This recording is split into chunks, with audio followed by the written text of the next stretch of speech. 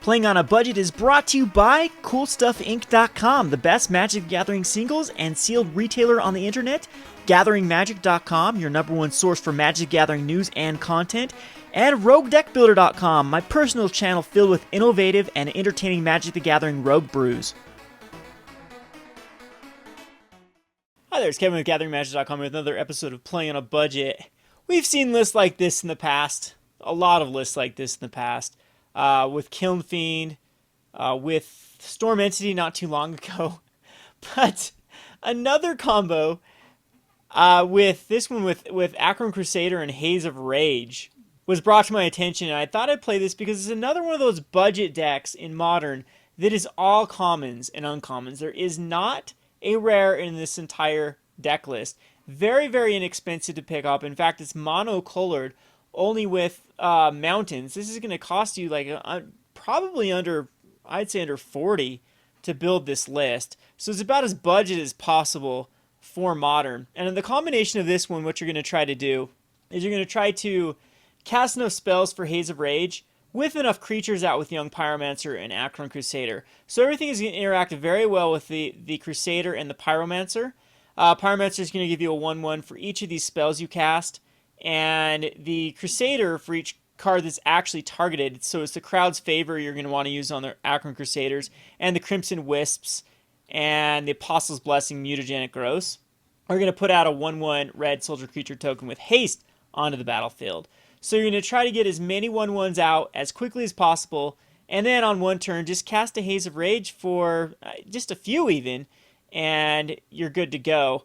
All your creatures get +1/+0 and Storm. Now, I'm trying to think if we do need to put in a way to... It is the Goblin Bushwacker gives haste, so I was thinking about putting in another way to give all your creatures haste. But Goblin Bushwacker is going to hopefully be able to give all your tokens haste and +1/+0, so it's kind of like a Haze of Rage. So we're messing around with Bushwacker here.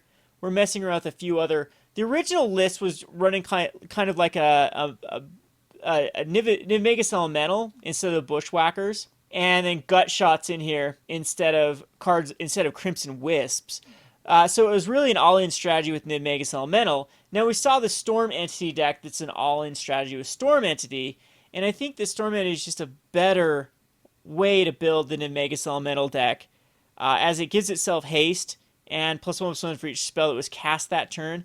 And so that's the type of card that you want to use the cards like Gitaxian Probes and Manamorphose. But then those don't work very well with Crimson Wisp or Mutagenic Growth because you want a target for these cards. So that's where Nivmagus Elementals. So right now with this deck, what I'm doing is you're going to have... I mean, you should have a dedicated sideboard for specific decks. So basically against Affinity, you could put in Shattering Spree. Twin, you could have Raining Volley. Tron, you could have Blood Moon. And etc., etc., etc. That's what you'd want to have in your sideboard. But for this episode, what we're going to do is we're going to try the two different packages. So this package is going to be the Nivmagus Elemental package. It has Gut Shots. It has Ground Risk. Ground Risk is the best way to storm. What you do is you storm a ton of copies, and then you exile all the copies with Nivmagus Elemental. That's also another way with Haze of Rage, is you can then eat up all the additional copies with your Nivmagus Elemental and just have a huge Nivmagus Elemental. Does Kiln Fiend want to be in here? Possibly. I think Nivmagus Elemental's fine, though. The Prowess does not get triggered for each one of the... This is whenever you cast a spell. Cards off of Storm are actually duplicated, so they're not cast. But you're going to be casting a lot of spells per turn. We have an Assault Strobe and a Temur Battle Rage in here as well, that we'll bring in with the Nivmagus Elemental combo. When these cards come in, we're going to try to take 15 cards out. It's going to be the Goblin Bushwhackers. It's going to be the... Crimson Wisps, so there's 8 cards right there out, and most likely we'll end up taking the Battle Hymns out, so there's 10 cards, and then we'll have to kind of take out a few either Pyromancers or Crusaders, and then for this all-in package here, we'll have to see. We'll have to wait and see exactly how that would work. Maybe we have too much of a sideboard here that all this would want to come in. Apostles' Blessings don't necessarily need to come in versus certain strategies, so maybe we just count on 11 cards coming in. But anywho, that's the gist of it. We're going to try to go for the token-based strategy. I thought possibly of going a Empty the Warrens type strategy where you just storm up to Empty the Warrens in Haze of Rage, because that just seems like a really cool combo. between, I think you would have to go all in with Empty the Warrens and Haze of Rage, though, and then have cards like Battle Hymn and Pyretic Ritual, etc., which might be worth taking a look at later on. But this version is going to just try with Crusader and the Pyromancer and hopefully get in there for some damage here and there. So it's going to do very well against slow decks, very bad against decks that stabilize or have any sort of removal. But all in all, if you can land a Crusader itself in Modern, seems to be a very powerful card right off the bat.